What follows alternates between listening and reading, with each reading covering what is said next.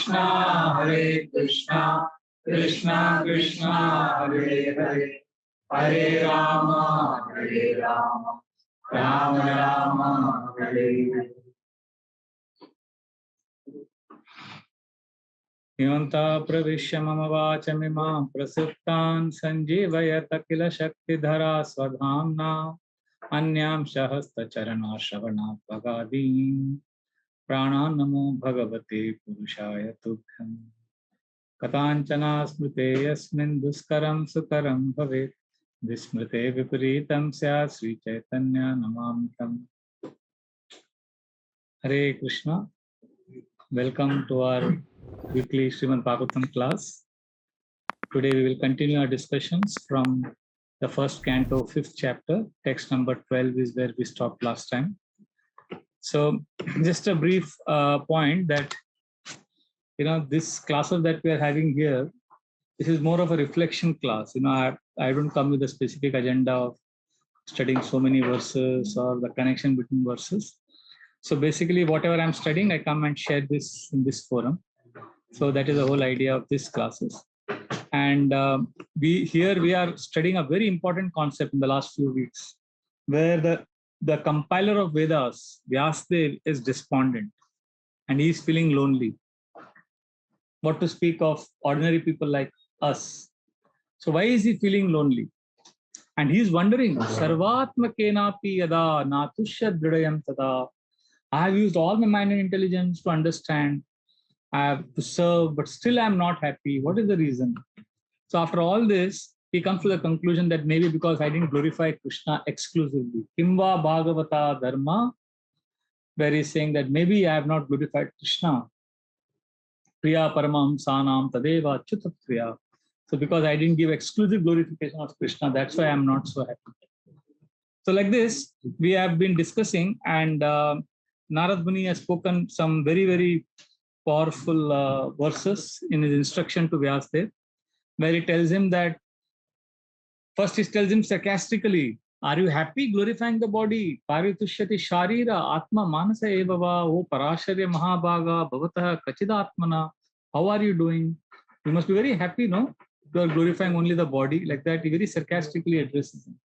And then he tells him that a place where Krishna is not exclusively glorified, that is like a place of pilgrimage for crows.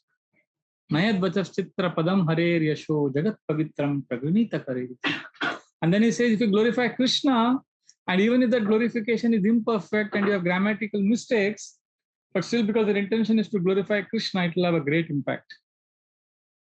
So like that, these two verses were very profound. We discussed them. And basically, Narad Muni's point is that the sincere speakers of Bhagavatam, sincere presenters of Bhagavatam, the sincere presenters of Bhagavatam, sincere people who glorify Krishna, they are not into jokes, entertainment, mass appeal, performance, heroic display. No, none of those things they are attracted to. They just glorify Krishna. And the example Srila Prabhupada gives is, if there is a fire in the house and you don't know the language, you are living in a foreign country, still you'll be able to communicate to your neighbors that there is a fire in your house, because techniques don't matter at the end of the day. What matters is your intense desire to share Krishna. So like this, Srila Prabhupada presents how we should not hesitate to glorify Krishna. When Srila Prabhupada was in Boston University, this is 1969, and he is addressing all the hippies, young boys and girls, who have no idea about God and Hinduism and India, leave alone Krishna.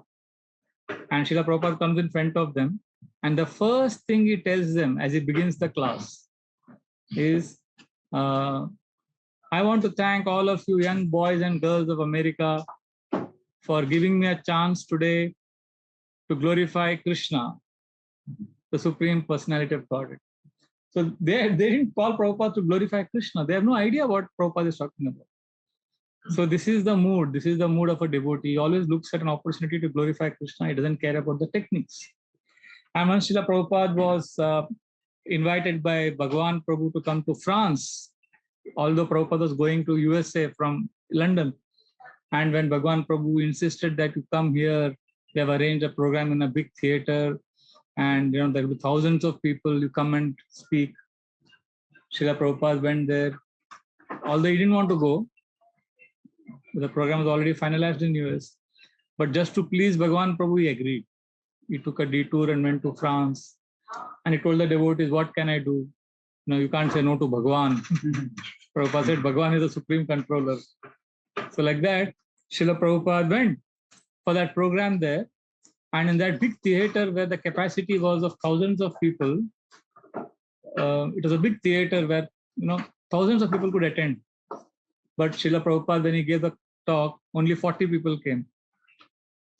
So devotees were very apologetic. And Srila Prabhupada said, no need to apologize.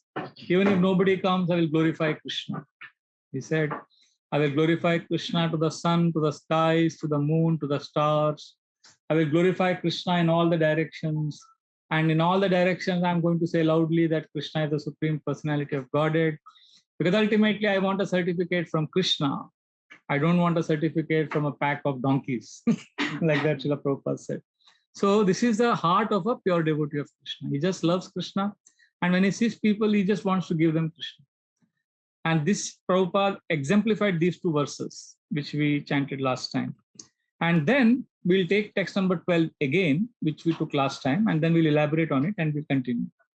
So in the text number 12, Narad Muni is now going to say, for those of you who don't know, we are in the 5th chapter of 1st canto. See, please understand the context. Don't get bewildered by the strong statement. Remember, there are very strong statements being given because Narad Muni wants to shake Vyasdev. Because he's saying, you have glorified Krishna, but you have glorified Krishna very little. I gave the example last time that if somebody has made very nice prasadam, nice paneer makhanwala and bengan bharta and all the tasty sabzis, and on the leaf plate on the side you put little achar, salt. But if those salt and achar items are the sidey items, the main item is that your sabzi. But if that main sabzi is served little, like achar, and achar is given so much, you will think it's gadbad ho gaya. So Narad Muni is telling us that आपने जो अचार है वो बहुत ज़्यादा दे दिया और जो actual सब्जी देना चाहिए, item देना चाहिए खाने का, वो आपने बहुत कम दिया. So like that, now in that mood he's scolding his disciple. So in fact, in that mood he tells him that even self-realization is useless. Even the mood of servant is useless if there is no emotions for Krishna. So that is this text number 12, a very important verse. So please repeat after me. Naishkarmamapi achyuta bhava varjitam na shobhate jnanamalam niranjanam uta punah shashvata bhadramishvare na charpitam karma yadapyakaranam. The Mataji would like to read today. Last time you read the translation. Knowledge of self-realization, even though free from all material affinity, does not look well if devoid of a conception of the infallible God. What then is the use of fruitive activities which are naturally painful from the very beginning and transient by nature, if they are not utilized for the devotional service of the Lord? In this shloka, Narad Muni is saying 3 things which are glorified by the world are useless if there is achyuta bhava varjitam, if there is no emotions for Krishna. This is very profound, because if there is no feelings for the Lord, then what is the use of having these qualities? So the first point is saying is naishkarmyam, which means self-realization. Somebody may realize I am not the body, I am the soul. And second, jnanam. One may have a lot of knowledge of so many verses, but what is the use of that knowledge if you are not developing emotions for the Lord? And third, niranjanam. Niranjanam means free from designations of upadis, that I am a leader, I am a master, I am important. Niranjanam means a mood of servant, not having any upadi. So he says all these 3 are useless. Like Chaitanya Mahaprabhu, when he saw Ramdas Vipra, he had come with Raghunath Bhatt Goswami to Jagannath Puri. And Ramdas had been serving Raghunath Bhatt Goswami very sincerely, washing his clothes, carrying his bag, always chanting Ram Nam. But still Chaitanya Mahaprabhu ignored him because he was a Mayavadi. He was chanting Ram's Nam and he was serving. But his mood was, I will chant now and then I'll only become Ram. I will become God. There are many people who chant God's name, but for them, chanting God's name is like using a ladder to go. When you use a ladder and you climb up and then you reject the ladder. So for them, chanting service is all a means for some end. But in Bhakti Yoga, we understand that chanting is not a means for something else. Chanting is an end in itself. Therefore, Narad Muni is saying this is useless. So person may have all three. He may have realized I'm not the body. He may know a lot of shlokas from scriptures. And he may not want to be a famous, he may not be doing Hirogiri. He may be actually a simple person at heart. But still he says, Achyuta Bhava Varjitam. You cannot make your life free of emotions. Because ultimately we are not, people say, human beings are rational animals. Have you heard this? Yeah. This is a big lie because human beings are not rational animals. Human beings are emotional animals. Rationality, logic is there, but it is only tip of the iceberg. 99% is rational, not rational, emotional. In fact, all that rational is justifying the emotion only. Like if you don't like someone, you will use all rationality to say, oh, that person is bad. And if you like some person, you will use all rationality and logic to say that person is good. Ultimately, we are not rational, we are emotional. So Narad Muni is saying, if you are ultimately emotional person, then why don't you direct those emotions to Krishna? Otherwise, somebody may be very humble, but without genuine love for Krishna, that humility is useless. When I was new in Hare Krishna movement, I thought some person is very humble if he's like this. I thought humility had to do with body posture or your tone in the voice, Hare Krishna, Prabhuji, or a look in the eyes. I thought this was humility. But then one incident convinced me that this is not humility because I saw one brahmachari, one devotee in our ashram, always very rough and tough. Even now, he looks like an angry man always, but he has such a service attitude. He serves everyone all the time. And when I joined, I had a back pain once, spondylitis, and I used to always be scared of him. I thought he's a very angry man. He looked at me and said, "Kya natak kar raha hai, dard ho raha hai." So I thought he is very kadus. But he went to the Seva Sthan and he's 12 years senior to me. So generally we don't take Seva from seniors. We serve our seniors. But he is much more senior to me. And he brought one ointment and he put it on my and forcibly put it on my neck and he served me for 1 hour. He took care of me. Then I realized, humility hai. But style mein nahi hai, aisa bolne mein. So humility is not to do with how you speak, how you look, There's one brahmachari used to never do any seva. And I was temple commander for some time. So I told him, Roja, aap seva kuch bhi nahi karta tha. Main bola, theek hai, kam se kam charnamrut baato jao, Guru Puja mein. And his answer would be, nahi, main nahi karunga. I'm serving Guru. Nahi, Hare Krishna. Very soft, mild, gentle, but kuch bhi seva nahi karega. Humility, काय का humility hai? So therefore, Narad Muni's point is very deep. If you carefully analyze it, see, if somebody genuinely loves Krishna, then externals don't matter. Because a person will genuinely want to love others and serve others. And then Narad Muni is saying in the same verse, if you see the last, third line, he says, Kuta puna shashwat abhadram ishware nacharpitam karma yadapya karanam. If self-realization is useless, if Niranjanam is useless, Jnanam is useless without Krishna feelings, what to speak of selfish work? What happens to that if somebody is only busy earning money and thinking of lusty activities?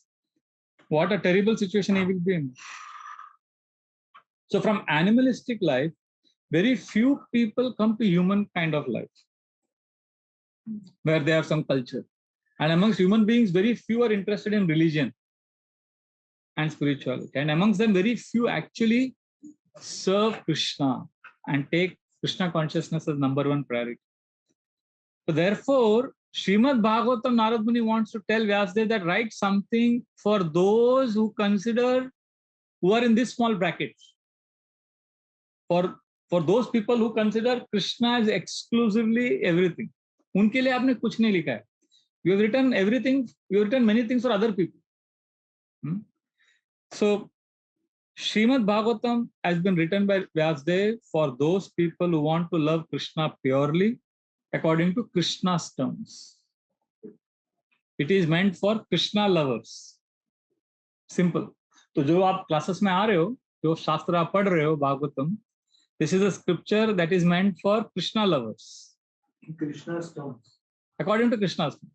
Means basically telling Krishna, see, generally we come to God in our terms. God, give me our daily bread. God, give me this, give me that. But according to God's terms means, Krishna, what do you want from me? I want nothing from you. I want to please you. आपको क्या चाहिए? ये कोई religion में सिखाते नहीं. What does Krishna want? What does God want? In all religions, God's existence is dependent on our needs. God exists because he has to give me what I want. No? But only in Gaudiya Vaishnava you will see, in our religion, our culture, God exists independent of us. God is enjoying in his own abode. आपका इच्छा पूरा हो नहीं हो, आप खुश हो नहीं हो, God is not going to stop his activity. It's amazing. It has got nothing to do with our situation. So this is very difficult for most religious people to understand. So therefore, we have to understand that Bhagavatam is taking us to the next level. Bhagavatam is like meant for those kind of people who want nothing from Krishna. Material, nothing material from Krishna. But that doesn't mean, again, that doesn't mean we don't ask from Krishna. Like, if you are really struggling to get a job, you can always ask Krishna. There is nothing wrong in it.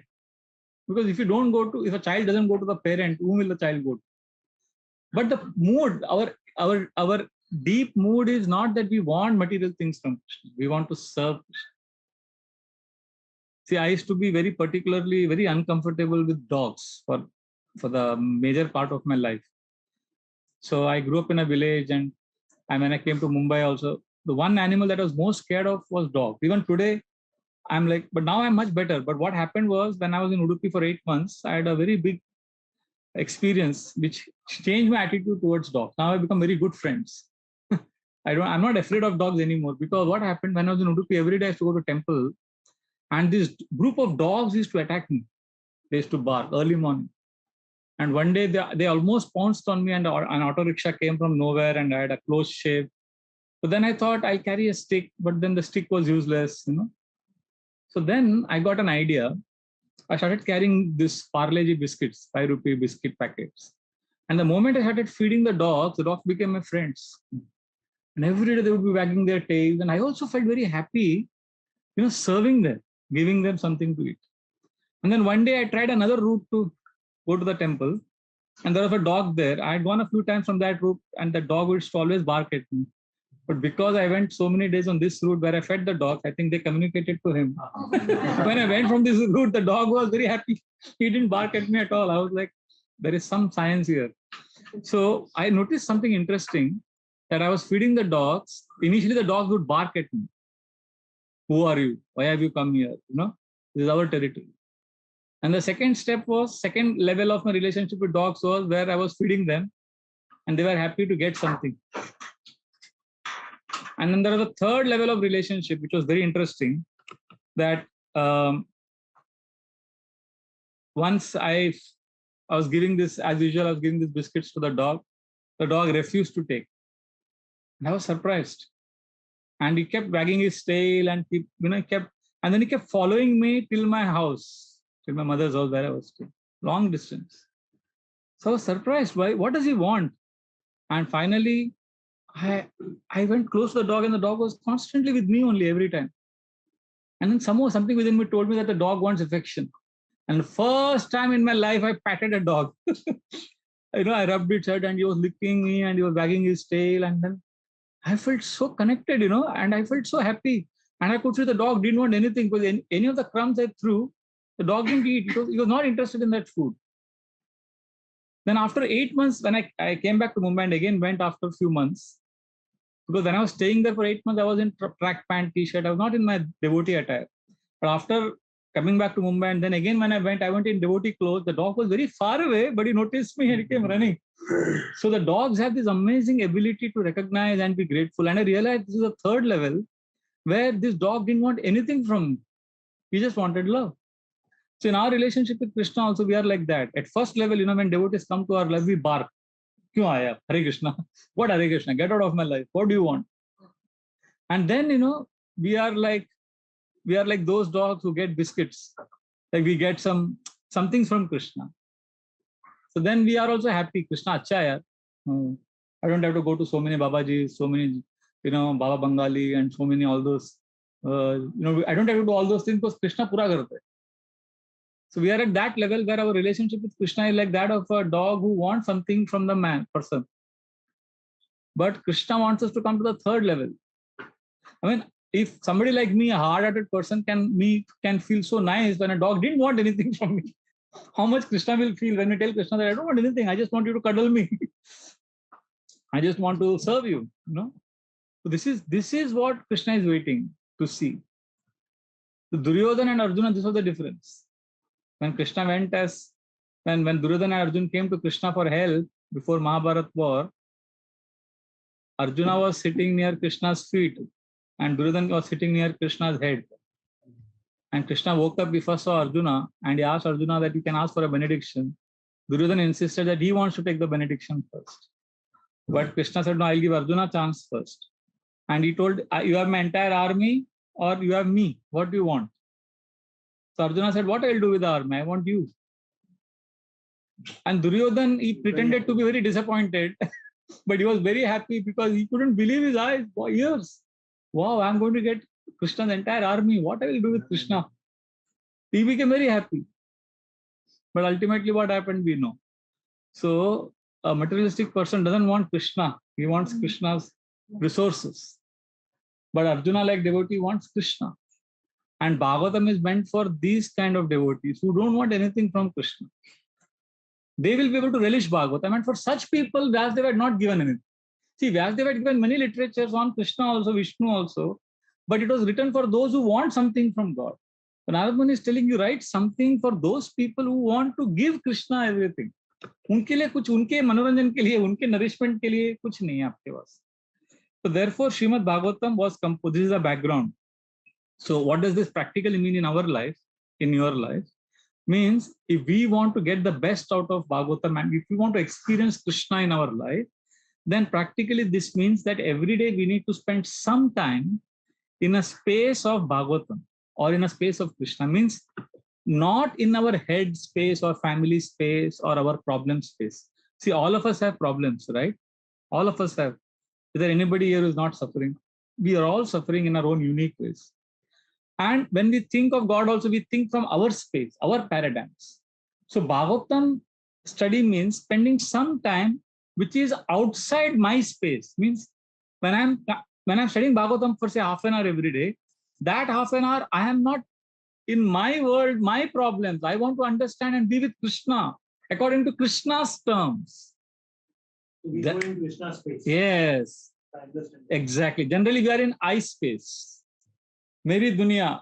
3 most important words in our dictionary is I, me, and mine. Right? But Bhagavatam means sometime in a day where it is about Krishna. What is Krishna's favorite color? What does Krishna do? Why Krishna eats? What does Krishna do in Vrindavan? All this Krishna's pastime. How Krishna got the peacock feather, the whole pastime behind it. Or in Kubja's pastime, Krishna enters Mathura. Krishna uses his 2 fingers to pull the chin of Kubja.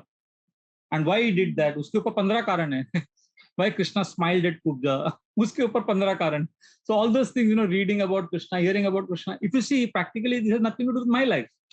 You may be struggling in your business. So if you are not a Bhagavatam devotee, you will not read this. You will read about, okay, how God helped somebody who was in distress. But if you're a Bhagavatam devotee, you'll say, ठीक है, मेरा job, मेरा business में problems चल रहा है. Let me keep that little aside. Let me read why Krishna is giving mercy to this fruit vendor. Let me see how Krishna performed the pastimes of killing Aghasur. Abhi, this pastime has got nothing to do with your business problem. But if you are attentively hearing that, that means you have entered Krishna's space. See, when we go to Siddhivinayak temple, for example, we don't go and say, we don't glorify Siddhivinayak's, the Lord Ganesha's dress, his crown. We don't glorify him. We just go and ask from him. I come from Udupi, where we had this Chamunda Devi temple, Durga temple. Every time you go there, a loud speaker, the blaring sound. Vara Kodi, Vara Kodi. Vara means Vardhan. Kodi matlab do. Vara Kodi, Chamunda Devi, Vara Kodi. Give me, give me, give me. Demand kar rahe ho, mujhe do. But Krishna is not like that. When we go in front of Krishna and we're in Krishna's space or Bhagavatam space, when we glorify Krishna, like last week we discussed, glorifying Krishna means praising Krishna in first person.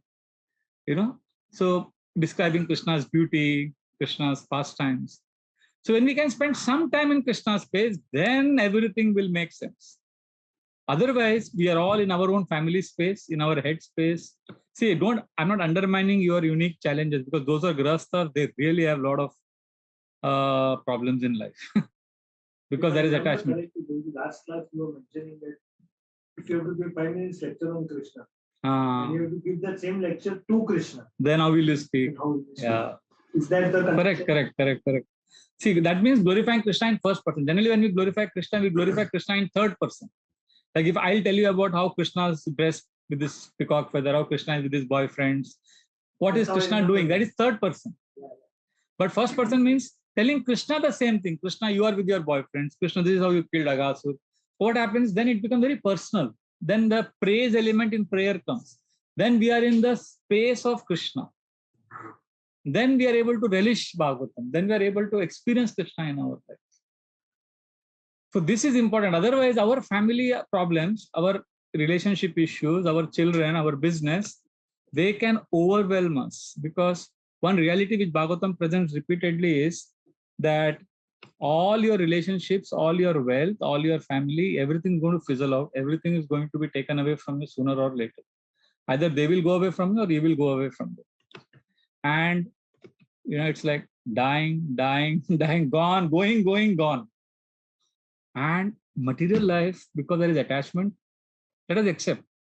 But sannyasis and renounced order people have attachment. What to speak of grahasthas? So when there is attachment means suffering. जहां पे attachment है वहां पे suffering होगा ही. आप जिस चीज से attached हो वो आपको दुख देगा ही. Suffering is free. Suffering is free. Attachment brings pain and suffering. And suffering mein, it is so painful.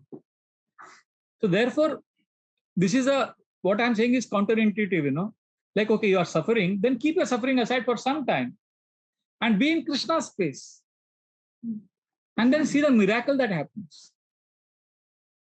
Then you will find solutions. You will find peace. It's not living in denial, because we're not running away from problems. We are just spending some time in Krishna's space. Otherwise, this world, this life is only going to be, everything that you love is going to be taken away. Can I ask a question in between?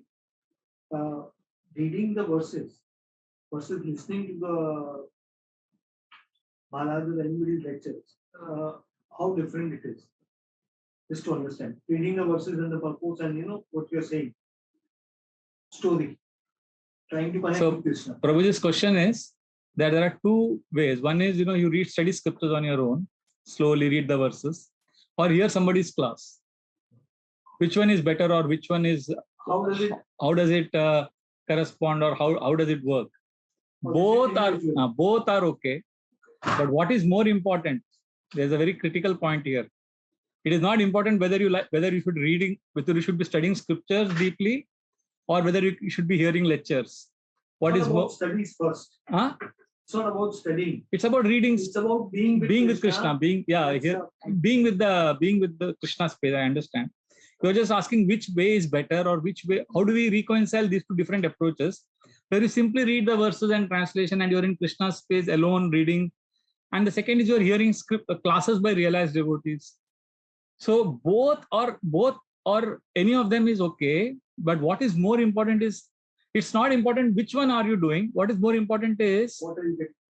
That is there. What is important is how you are doing it. Like, for example, if you are having no agenda, like you are simply allowing yourself to be influenced by the sound, that is surrender. then it doesn't matter how you do it. Everybody has different style, different taste. But it is, and this is one, your willingness to surrender. And most important is your willingness to not change the situation if things are not making sense to you immediately. Generally, we are very impatient. Like, I'll give a simple example. When we joined 23 years ago, if somebody was giving class and we were bored, we had no choice but to sit. And we had to listen on till the class got over. But what happened? Because we were attentive, after some time, Krishna reciprocates. Something happens. Something makes sense. So that patience is to pay off. Yes. I have one more question. I would just continue with the question, but listening to a guru sound, any guru that I follow, for example, Prabhupada, for example, Aapka classroom, for example, if I hear Maharaj, it is very different to hear that, and I need to connect with my guru by listening to that sound. So, is it something that I don't know how it is right or wrong? I was coming to that only as I was answering. So, Sorry. no, you are. I understand. I appreciate your statement. So one is, when you're reading or you're hearing, when something is not making sense, generally we want to change the situation. So if you are patient and you sit with the scriptures or you hear the class, continue to hear the class, then things start happening. It doesn't matter whether you are reading or whether you are hearing the class, because there will be a time when something will not make sense. हमेशा सबको समझ में नहीं आता है. But उस समय आप देखो, I was giving the example when earlier we didn't like a class, we had to continue hearing, and suddenly something would make sense after some time. But nowadays, if you find something boring, you have your smartphone. In 3 seconds, you can get distracted. So there is lot of distraction in this distracted environment. Whatever techniques you give, okay, study scriptures or read Bhagavatam or attend class, nothing will work if you don't have the patience. One of the most important techniques for experiencing Krishna, Sanatana Goswami says, is avyagratva. Avyagratva means patience. Patience means willingness to spend time with Krishna with a non-hurried sense of time. There is no hurry. Like if you love someone and you are listening to that person, you may be bored, you may be irritated, but you are showing interest. So that person feels, "Arey, mera baat suna to sahi." Like I remember I saw a lot of complaints about the kitchen earlier. Damodar Prabhu was kitchen in charge. So I used to go and tell him, and then he used to listen to me. Pura sun leta tha. And then he used to not implement anything I said. But I used to feel peaceful. At least he used to listen to me. Because the person who was in charge before him, he would not even listen to me. He would immediately defend. He would give answer. So then I realized how important it is to just listen. So similarly, when Krishna Katha is going on, or when you are reading Bhagavatam, if you are distracted, if you are bored, but if you continue to spend time in the space, then you will see miracles happening. Because Krishna is saying, "Arey, मेरे बात सुन रहा है, मेरी कथा को सुन रहा है, भाग नहीं रहा है छोड़ के, चलो यार इसको कृष्ण प्रेम दे देते." Because many things you will not understand. Just like when you watch a good movie, if you're watching a very good movie, suspense thriller, you may not understand starting में क्या चल रहा है, ये ऐसा वो छाता क्यों लटका के दिखा रहे हैं बार बार, वो बंदूक उधर क्यों दिखा रहे हैं, बंदूक पेंटिंग क्यों दिखा रहे हैं, एंड मूवी के एंड में आपको समझेगा कि वो पेंटिंग के पीछे से गोली चला है या वो छाते से उसने उसको मारा. Something, all the puzzles they fall, all the dots they get fit, पूरा fit हो जाता है. Similarly, many times when you're studying scriptures, sometimes things don't make sense. Or when you're hearing class, ये क्या श्लोक सुना रहे, repeat करा रहे, word का meaning बोल रहे, it doesn't make sense. But you just keep hearing attentively, trying to understand, and suddenly you will see at one point of time, everything falls in place. I've experienced it so many times. I'll give you one example. I had one personal problem of communication about one particular habit I have of being with nature. I like to spend a lot of time in hanging garden. There is one banyan tree there. In August Kranti Madan, there is one tree. Wherever I go for long walks. And I sit under. I also have this practice of embracing these huge trees, banyan trees, people tree, bargat. Some people get bewildered. क्या चल रहा है? पेड़ के नीचे बैठना, पेड़ के नीचे प्राणायाम करना. But I couldn't find any references for that in our ISKCON parlance, in ISKCON conventional. So I used to feel guilty also. I'm not doing something, non-devotional. भक्ति योगा के विरुद्ध है क्या? ऐसा कभी-कभी डाउट आता. Some people used to encourage me, no, you should do nothing wrong like that. But one day what happened, because I have this culture of reading, so I was reading Aranya Kand, Ramayana for Dashera celebration. Every day morning I was reading 1 hour. Every day for many days. And one day what happened, everything made sense to me. I was reading one section where Ram is crying. Sita has been kidnapped. He is lamenting piteously. And all chapters have only 20 shlokas. All those chapters in Aranyakand, 20, 23 shlokas. And this particular chapter had some 75 shlokas. And it was very boring. Matlab Ram and Lakshmana are walking. And all the different trees are mentioned. ये जामुन का पेड़ है और वो जो trees है ना वो trees का नाम भी ऐसा है कि nowadays none of those trees exist. So I was feeling maybe I should just fast forward. Maybe I should skip this chapter because there is nothing here. There is no adventure, action, love. So I said, but I was doing faithfully reading the shloka, reading the translation, as you said, shloka, being in that space. I was in Ram's space. अभी वो पेड़ का description से मेरा कोई problem solve नहीं हो रहा था लाइफ में और राम का भी प्रॉब्लम सॉल्व नहीं हो रहा था राम भी सीता को ढूंढ रहे तो मैं बोला फिर भी नहीं अभी वाल्मीकि ने लिखा है कुछ तो होगा इसमें धीरे धीरे पढ़ता गया and the end of the chapter I mean, every chapter was 20 shlokas. I would finish 2-3 chapters in a day. Today, entire day I'm reading and the one chapter is also not getting over. Nothing is making sense to me. Last 2-3 verses, Ram is telling Lakshman in that state of great pain and anguish after having lost Sita, that look at these trees, Lakshman. Isn't it beautiful to be with nature? One should spend as much time as possible in nature with trees. His mind will become peaceful. So when I read all that, and suddenly, I felt Lord Ram is telling me, "तुम सही कर रहा है." See, now somebody could have told me, "अच्छा ब्रज बिहारी, आपको थोड़ा doubt आ रहा है नेचर में बैठना नहीं, तो आप ऐसा करो अरण्य कांड में जाओ, ये चैप्टर पढ़ो, लास्ट का 3 श्लोक पढ़ो." I could have read that, but it would not have had the same impact on me as now it had because I faithfully read the entire chapter, and for every day I was reading different chapters. I was in that space, so suddenly the conviction I got at this particular point of time was a silent reassurance. After that day, I never had doubt that what I'm doing is wrong or right. Till then, I would always get carried away by different opinion. But now I was like, "Dunya bolna hai bolo. Mujhe malum hai main kya karu." That was an experience. So, answer to your question is, Prabhu, it doesn't matter whether you are reading or hearing from Guru. What matters is your willingness to be in that space when you are provoked or distracted. That when the test comes, if you continue to persist to hear, be in kirtan, then there is something happening. There is one Mataji who comes to temple. Once Shaman Guru told me, Rajbhog, every day she comes for Rajbhog Aarti, one of the neighbors. She comes direct at 12:30 when the conch blows, she comes, she chants, and after the kirtan is over, she goes. So Shaman Guru said she came from US to take care of her father or something. And during the second COVID period, she was told you can't come to temple, although she was just outside the neighborhood. So she would stand in her balcony, and when the lamp would be taken to Prabhupada, and after that, when the lamp would come back, that reflection would come on that painting, Krishna's Govardhan painting, there is a glass. So on that painting glass, the reflection could be seen by her in the balcony, and she would take the Maha. So sincerely वो attend किया उसने, वो 1-2 महीना जो lockdown में, every day. And then when it opened again, she comes every day.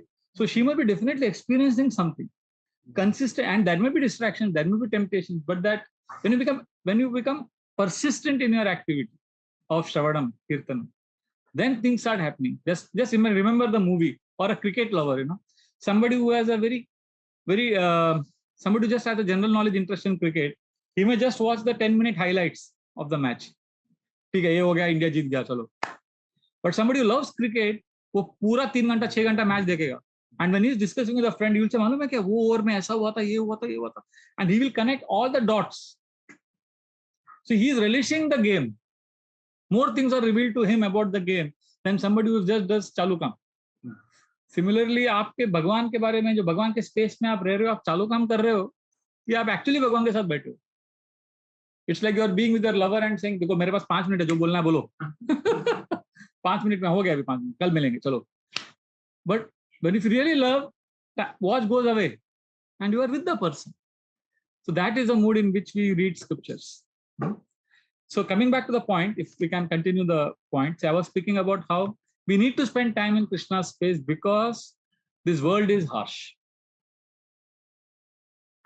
Like I was giving a class on this section of Bhagavatam in 2020 in October. What had happened was just 2 weeks before there was a huge rain in our village. It was so devastating that our ancestral house, where my mother was also born, where I was also born, we were all born in that house. We grew up there. In that floods, it fell down. It crashed, and the caretaker there had a close shave. मतलब बारिश में उनको निकाला उधर से इतना पानी में गए हम लोग. It was like a very dramatic movie, straight out of a movie kind of thing. So then there was only mud and all that, what is it called? All that, the house had fallen, and I was giving class next to that in our new house, and I was giving the class, and suddenly I was coming to this section where everything is temporary, and suddenly I told the audience, it was all on Zoom. I said, wait, and I took that phone and I showed them the debris that all that things scattered, and even it was a very sobering event, and even as I was speaking, I remember feeling, wow, this material world, everything is temporary. Family, friends, it's scary, but it's all going to go.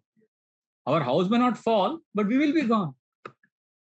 So Bhagavatam makes us realize this temporary nature of this world, and it keeps us grounded and sober.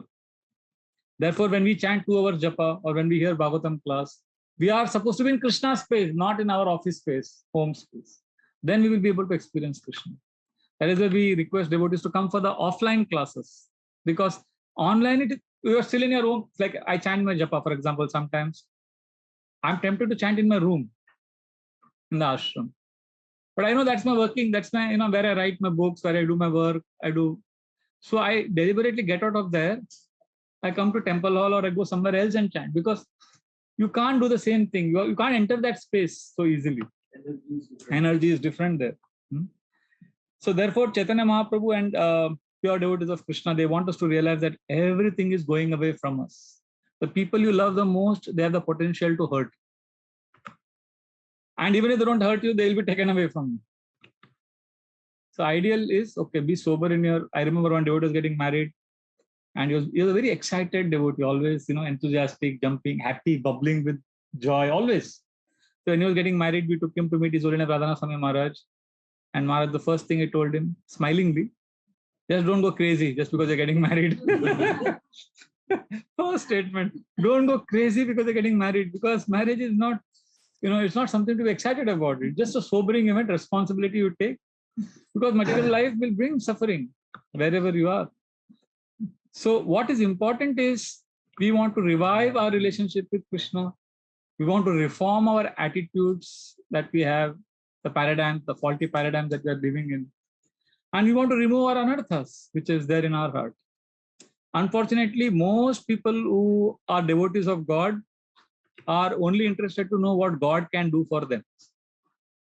Menu Right? list. Huh? Menu list. Menu list. Hamari mange puri karo. And there are very few devotees, people who think what they can do for God or what God is doing in his abode. भगवान कर क्या रहे हैं आज? हमारा अष्टकाली लीला होता है. हर 2 घंटे में भगवान क्या क्या कर रहे हैं? क्या, what is he eating? All those pastimes are there in the scriptures.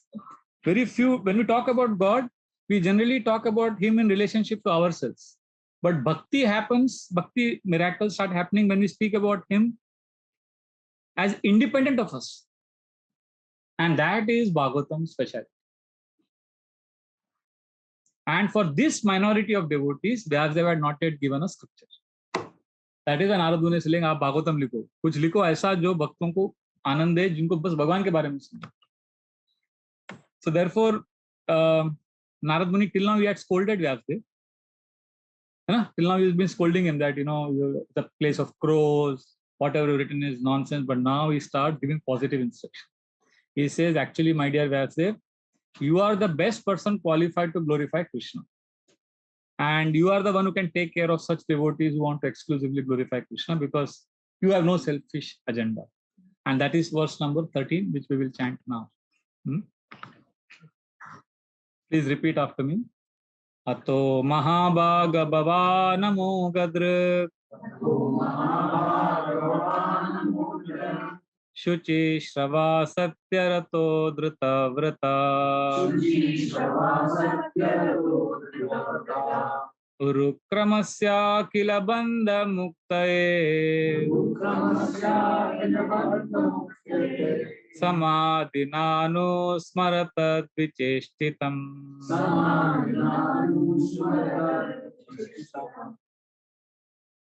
O Vyasadeva, your vision is completely perfect. Your good faith is spotless. You are firm in vow and situated in truthfulness. And thus, you can think of the pastimes of the Lord in trance for the liberation of the people in general from all material bondage. So this is Vyasadeva, Narad Muni is saying you are specially qualified because you can think of Krishna. Samadhinanu smaratat vicheshtam. You can think of Krishna in trance. So you are actually absorbed in Krishna. So there is a very big difference between Vyasadeva and us. We can't think of Krishna. We say, I think. Actually, we don't think. See, when I say I think, that means I'm in control of my thoughts. But actually, we don't think. Thinking happens automatically to us, isn't it? It's like it's not in your control when you're thinking. Mind is on autopilot. Like we don't say that I beat my heart. Why? We don't say that because my heart is beating independent of my effort, right? Similarly, we don't think. Thinking happens. That is our situation. But Vyasadeva is not like us. That Narad Muni is saying, you are thinking of Krishna. You are actually in control. You are self-control. So for him, therefore, thinking of Krishna is not a ritual. He's actually able to remember Krishna. In the purport, I don't know if you have access to the purport. Yes. So there is a sentence which says there are thousands and thousands of literary men. Can you read from there? I'll tell you when to stop. There are thousands and thousands of literary men all over the world, and they have created many, many thousands of literary works for the information of the people in general for thousands and thousands of years. Unfortunately, none of them have brought peace and tranquility on the earth. This is due to a spiritual vacuum in those literatures. Therefore, the Vedic literatures, especially the Bhagavad Gita and the Srimad Bhagavatam, are specifically recommended to suffering humanity to bring about the desired effect of liberation from the pangs of material civilization, which is eating the vital part of human energy. So here if you see, basically, Prabhupada is writing about the vacuum. See, one of the biggest distractions nowadays is political news. But everybody criticizes politicians, but everybody is interested to know what politicians are doing. And this news has created such a vacuum in our hearts. We're still not happy. The news of this world is hollow. It can never make you happy. And therefore, Bhaktivedanta Thakur started a daily newspaper where he used to discuss spiritual topics. So one man challenged him. He said, what is this? How can you write Krishna conscious newspaper every day? Aisa hai kya matter aapke paas? What can you write every day? He said, material world is 1/3 of total creation. 2/3 is spiritual world. And in this 1/3, which is a small part of material of total spiritual world, में छोटा सा जगह material world है. उसके अंदर there are millions of galaxies. उसके अंदर there is one small our solar system, and within that there is one small planet Earth, and within that there is one small country India, and there is one small city Kolkata, and there are 12-15 newspapers here for one city Kolkata, and there is so much to talk. So then how much will be there to talk about the whole spiritual world? So then he said, even if we publish 1 crore newspapers every second, we'll still not be able to completely glorify Krishna. That is the mood of a devotee. He always wants to glorify Krishna. So Narad Muni here is telling Vyasadeva a very positive thing, that you are qualified to glorify Krishna. And then he's basically saying, if such a qualified person like yourself is reluctant to glorify Krishna, then what will happen? And the result of that is revealed in the next verse, which is a very, very important verse, which is one of my favorite verses. And the last line of this verse is kind of become a mission statement. I'll share that later, but we'll chant this 14th verse. It's one of the most powerful verses of the Bhagavatam. ततोऽन्यथा किञ्चन यद्विवक्षता पृथक् दृशस्तत्कृतरूपनामभिः न करिहि चेत् क्वापि च दुःस्थिता मते लभेत वाताहतनोरिवास्पदम्।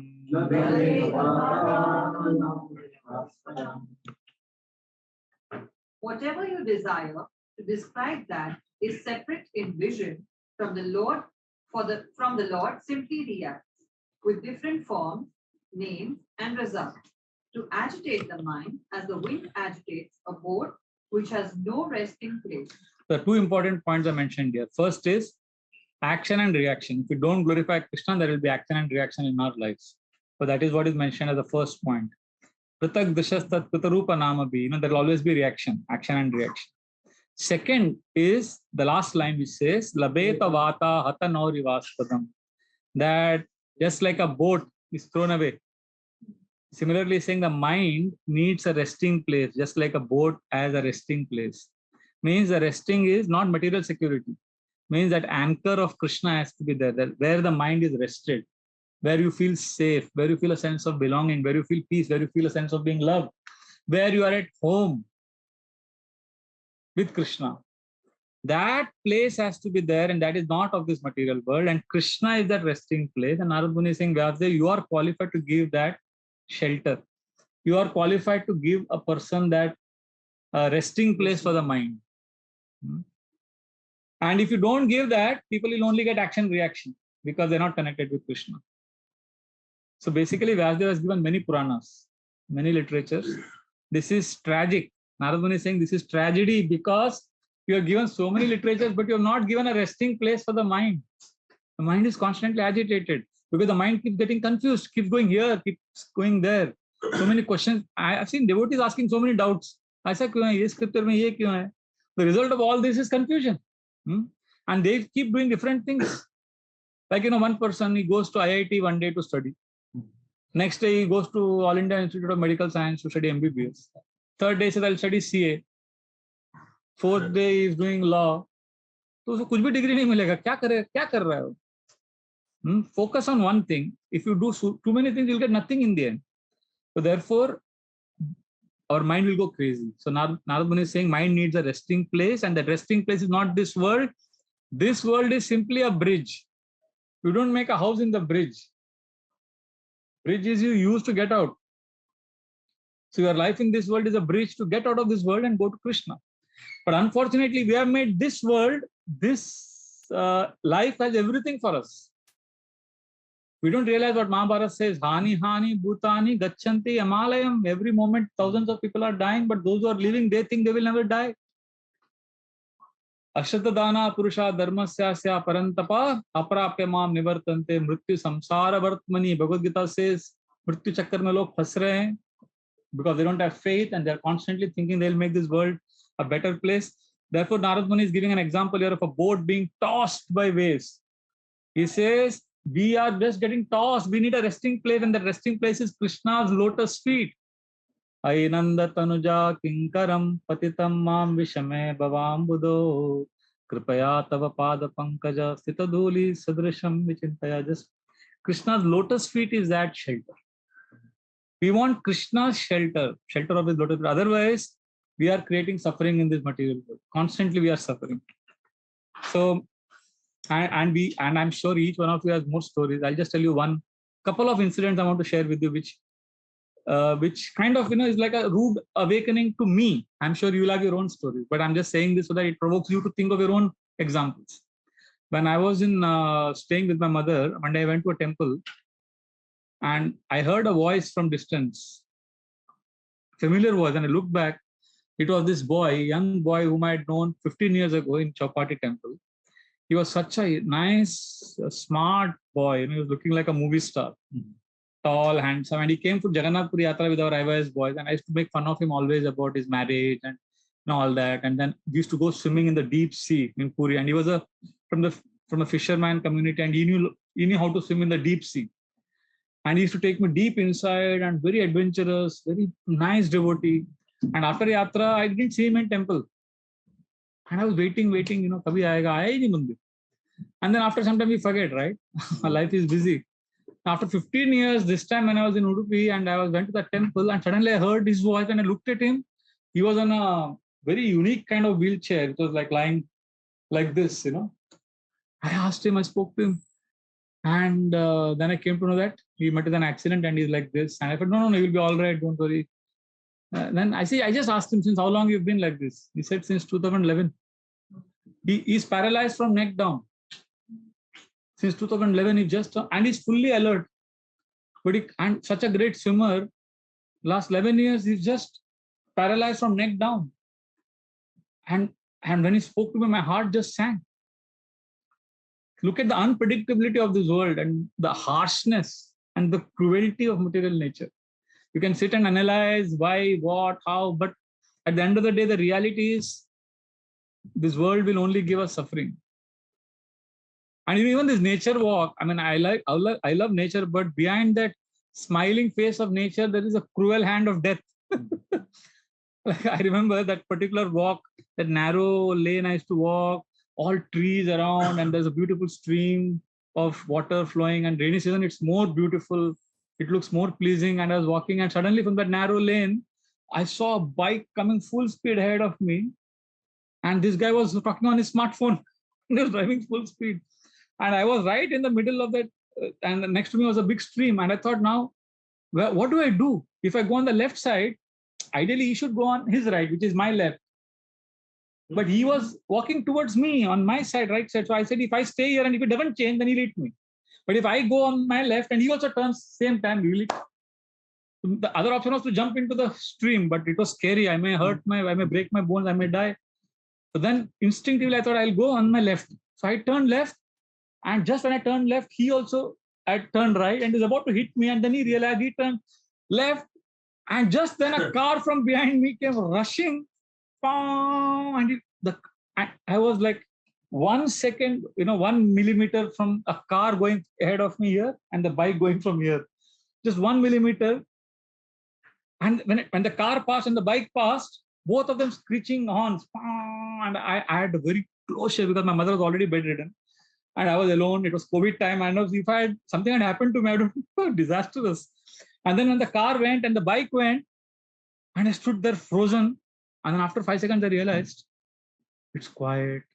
Cuckoo bird is chirping. Peaceful. The sound of the stream. If somebody had not seen this incident, what had happened to me, and somebody had just landed there at that moment, you would have said, Prabhuji, kitna beautiful hai. Kitna peaceful hai. But he doesn't know that there is a sword of death hanging above our heads. Any moment it can come down upon us any moment. And then I was like totally shaken, and then I looked at the stream and suddenly I got a realization. That huge water is flowing constantly. There is a plastic bottle going, chappal going, some paper, leaf cups, leaves, twigs are flowing in that water. But that particular day I saw deeper, below that surface, there was the shadow of that huge banyan tree. There was those things are not changing. They were always there. Superficially, a lot of things are changing. So I realized that a lot of things will change, but something will not change. And what is that will not change is revealed to us in Bhagavatam. And that is our relationship with Krishna. And to that extent we connect to that, the mind will have a resting place. Otherwise, the mind will always keep jumping here and there. As our situations change, as our fortunes change, we will go crazy. We'll become joyful. We'll always keep suffering like this. Therefore, Bhagavatam is appealing to us that go beyond the superficial surface, go deeper. And Bhagavatam is connecting us to that eternal reality that never changes despite so many things constantly changing around us. And this is the 3 verses we took today, 12, 13, and 14. Next time we'll take from 15th verse onwards. Thank you very much. Hare Krishna. Next week I'm not there, I'm traveling. But the week after that, we could have an online class. We'll connect later. I'll be traveling next week. So it's 8:33. Can we take offline after the class? Okay. Thank you very much. Hare Krishna. Srimad Bhagavatam ki jai. Srila Prabhupada ki jai. Thank you, Prabhuji. Thank you.